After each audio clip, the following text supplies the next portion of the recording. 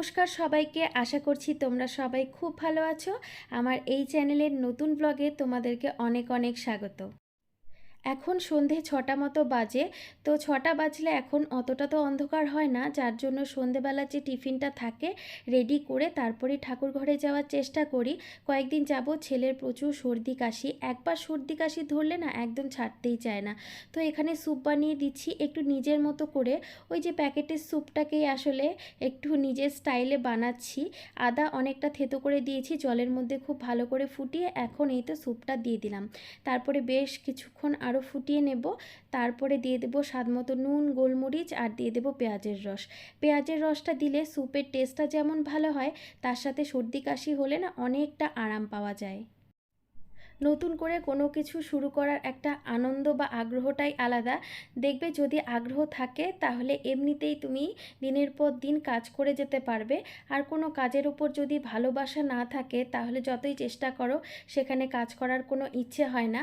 এই চ্যানেলটা নিয়ে আমার এত ভালো লাগা তৈরি হয়েছে কি বলবো যার জন্য আসলে অনেকটা সময় নিয়ে অনেকগুলো ভিডিও রেডি করেছি। আর এই যে ব্লগটা দেখতে পাচ্ছ এটা আসলে আমি আমার পুরনো চ্যানেলের জন্যই বানিয়েছিলাম, কিন্তু কিছু বিশেষ কারণে ভাবলাম না এই ব্লগটা দিয়েই এই চ্যানেলটা স্টার্ট করা যাক। পরবর্তীতে তো নিয়ম মাফিক ভিডিওগুলো আসবেই, আর তোমাদের আশা করছি খুব ভালো লাগবে, তোমাদেরকে হতাশ করব না।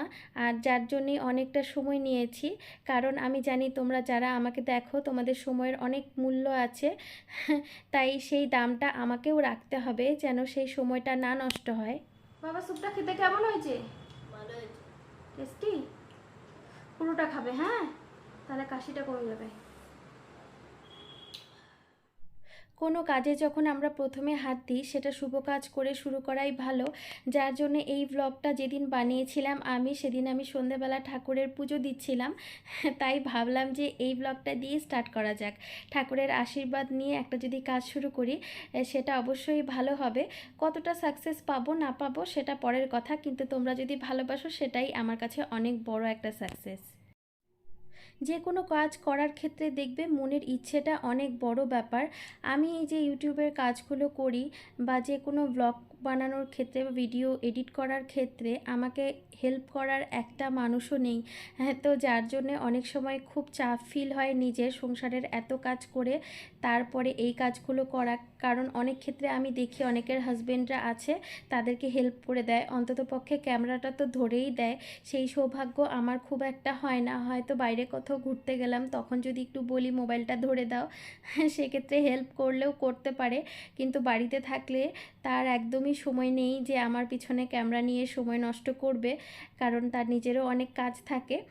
তো যার জন্যে আসলে আমি খুব একটা চাপ নেই না, কারণ একটা দায়িত্ব শুধু নিলেই হয় না, সেটা পালন করারও কিন্তু ব্যাপার থাকে। যার জন্য আমি আমার দায়িত্বের জায়গাটায় খুব কম কম কাজ দিয়েই শুরু করি, যেন তোমাদের যে এক্সাইটমেন্টটা বা তোমাদের আকাঙ্ক্ষাটা চাহিদাটা অনেকটা না বেড়ে যায়। তার জন্যেই আমি ঠিক করেছিলাম এই চ্যানেলটাতে আমি সপ্তাহে 2 দিন করেই ব্লগ দেব, সোমবারে আর শুক্রবার করেই ব্লগ দেব। আর বাকি ব্লগগুলো আমার ওই চ্যানেলে যেমন আসে একদিন পর পর বা সপ্তাহে 3টা ব্লগই আমি মোটামুটি ছাড়ি প্রত্যেক সপ্তাহে, তো তেমনই ছাড়বো। আর যার জন্য বেশি চাপ নিইনি, আসলে 2টা ব্লগ মিলে তোমরা মোটামুটি এখন আমাকে পুরো সপ্তাহটাই দেখতে পারবে। এটাই হলো আসলে ভালো লাগার ব্যাপার, কারণ তোমরা সবাই বলছিলে যে প্রত্যেক দিন ব্লগ দাও, তো প্রত্যেক দিন মোটামুটি ব্লগ আসছে, সপ্তাহে 2টা দিন বাদ দিয়ে। আর তার সাথে তোমাদের সাথে আমার দেখাও হচ্ছে। তো সন্ধেবেলা পুজোটা দিয়ে নিলাম, তারপরে এই যে ছেলেকে স্যুপ বানিয়ে দিলাম, বাসনগুলো বেরিয়েছে এগুলো আবার ধুয়ে নিচ্ছি। তারপরে আজকে আবার রাতের ডিনার আমাকে বানাতে হবে, কারণ দুপুরবেলা তেমন একটা কিছু বানানো হয়নি, গত দিনের চিকেন রয়ে গিয়েছিল, সেই খাবারটাই গরম ভাত করে নিয়েছিলাম, খাওয়া হয়েছিল।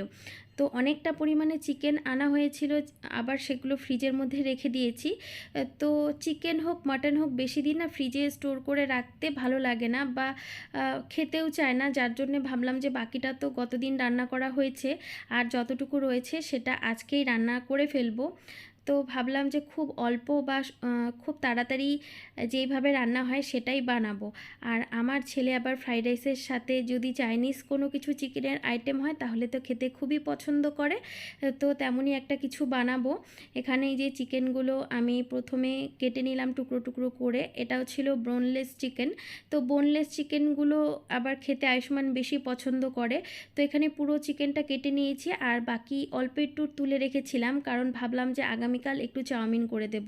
মানে আয়ুষ্মানের যে কোনো খাবারে যদি একটুখানি চিকেন দেওয়া থাকে তাহলে ওর আর কোনো চিন্তা নেই, মানে খেয়ে নেবে। এত ভালোবাসে চিকেন মাটন এই ধরনের খাবারগুলো, কিন্তু ওই যে ছেলে মাছ একদমই খেতে চায় না। তো এই তো চিকেনটা খুব ভালো করে ধুয়ে নিয়েছিলাম, তারপরে আদা রসুনের পেস্ট দিয়ে দিলাম, যেটা আমি মিক্সিতে আগেই বানিয়ে রেখেছিলাম। তার সাথে এখানে কর্নফ্লোর দিয়ে দিলাম, লঙ্কার গুঁড়ো দিয়ে দিলাম, তারপরে নুন, একটা ডিম দিয়ে আবার গোলমরিচের গুঁড়ো দিয়ে খুব ভালো করে এখন এটাকে ম্যারিনেট করে নেব। ম্যারিনেট করে 10 মিনিটের মতো রেখে দেবো, বেশিক্ষণ ওই ফ্রিজে রাখার কোনো প্রয়োজন নেই। আর এই রেসিপিটা ওই চিলি চিকেনের মতো, কিন্তু চিলি চিকেন নয়, এর মধ্যে কোনো রকম পেঁয়াজ বা ক্যাপসিকাম কিছুই অ্যাড করব না। আর এর মাঝখানে কিন্তু আমি আবার ছেলেকে পড়তেও বসিয়ে দিয়েছি। আসলে অনেক রকমের কাজকর্ম থাকে যেগুলোতে একটা ব্লগে দেখানো সম্ভব হয় না।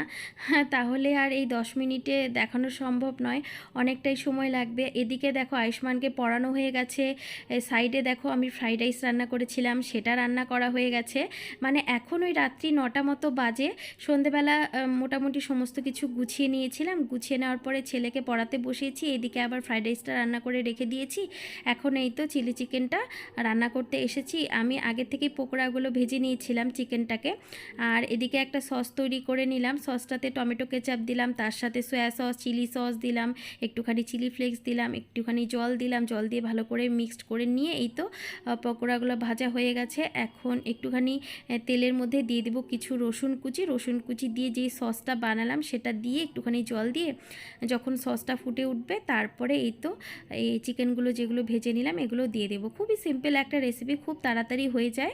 আর চিলি চিকেনে যেমন একটুখানি ঝামেলাটা বেশি হয়, অনেক সবজি টবজি কাটতে হয়, তারপরে সেগুলো আবার ভেজে অনেকটা সময় লাগে, কিন্তু এই রেসিপিটাতে খুব একটা সময় লাগে না।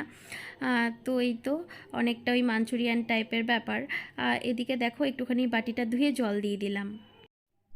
তোমাদের দাদা আমাকে সাজেস্ট করেছিল যে এই চ্যানেলটাতে কোনো রকম অডিও না দিতে, শুধুমাত্র যে কাজগুলো করছি সেই সাউন্ডটা রেখে ভিডিওগুলো ছাড়তে, একটুখানি অ্যাস্থেটিক ভাব আসবে, কোনো রকম অডিও থাকবে না। কিন্তু আমি পরবর্তীতে চিন্তা করলাম আমি যদি কোনো কথাই না বলি ভিডিওর মধ্যে, তাহলে এই যে আমি এত বক বক করি আর আমার এই তো মনের যে কথাগুলো জমে থাকে সেগুলো আসলে আমি কার সাথে শেয়ার করব। আমি পুরো দিন যে ঘরের মধ্যে থাকি মোটামুটি খুব একটা কথাবার্তা তো আমি বলতে পারি না। তো যখন আমি ব্লগ বানাই তখন যত রকমের আমার মনের মধ্যে কথা থাকে সব কিছু শেয়ার করে ফেলি, মানে মনটা একটু হালকা হয় সেই ব্যাপারটা। কিন্তু যদি কথা না বলি তাহলে সেটা কি করে সম্ভব, যার জন্য ভাবলাম না, আগে একটা ভিডিও আমি অডিও দিয়েই দিই, তারপরে দেখা যাক আমার অডিয়েন্সটা কি বলছে, বাকিটা পরে ভাবা যাবে। তো এখানে দেখো চিলি চিকেন আর এই তো ফ্রাইড রাইসটা বানিয়ে নিয়েছিলাম, আর তার সাথে একটুখানি পেঁয়াজ কেটে নিয়েছিলাম স্যালাড হিসেবে। আর ঘরে আর তেমন একটা শশা টশা ছিলও না আজকে, আর এত রাত হয়ে গেছে না, ওই এখন 10টা সাড়ে 10টা মতো বাজে। আমার এই চ্যানেলের ভিডিওগুলো যদি তোমাদের ভালো লেগে থাকে প্লিজ চ্যানেলটাকে সাবস্ক্রাইব করে দিও, আর ভিডিওগুলোকে অবশ্যই লাইক করে দিও, তাহলে পরবর্তীতে আরও নতুন নতুন সুন্দর সুন্দর ভিডিও আনতে আমার সুবিধা হবে। আর যেটা বললাম সপ্তাহে 2টো করে ভিডিও দেব এই চ্যানেলটাতে, আর আমি যেই টাইমে ব্লগ দিই আসলে সন্ধেবেলার দিকটাতে তখনই দেব, তাহলে তোমাদের বুঝতে সুবিধে হবে ব্লগগুলো কখন আসে। আর সন্ধেবেলা দিকটাতে ভিডিও ছাড়লে আমারও অনেকটা আরাম হয়। তো এখানে দেখো কিছু খাবার এক্সট্রা রয়ে গিয়েছিল যেগুলো ফ্রিজে তুলে নিলাম, আর রান্নাঘরটা একটু পরিষ্কার করে নিলাম। এই তো রাত্রেবেলা সব কাজকর্ম যখন হয়ে যায় নিজে একটু ফ্রেশ হয়ে নিই, তারপরে ঘুমোতে যাই। তো চলো আজকের ভিডিওটা এখানেই শেষ করছি, আশা করছি তোমাদের ভালো লেগেছে। দেখা হবে আরেকটা নতুন ব্লগ নিয়ে। তো চলো টাটা, বাই বাই।